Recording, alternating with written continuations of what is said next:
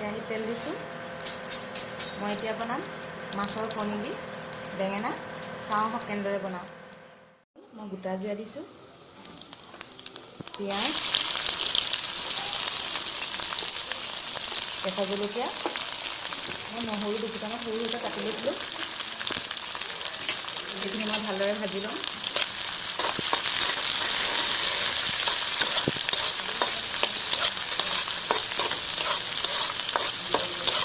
অকণমান ৰঙচুৱা হ'লেখিনি ভাজি ল'ম। পিঁয়াজখিনি অলপ ৰঙচুৱা হৈ গ'ল। মই এতিয়া মাছৰ কণীখিনি দি দিম।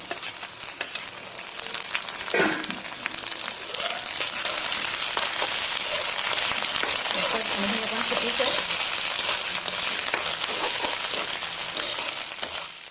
ভাজি ল'লোঁ। এতিয়া মই দিম হালধি অকণমান আৰু সোৱাদ অনুযায়ী নিমখ।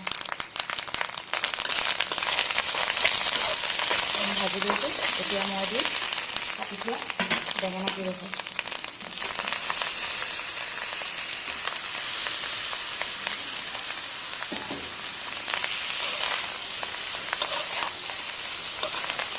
মই এতিয়া কম স্পীডত ভাজি থাকিম।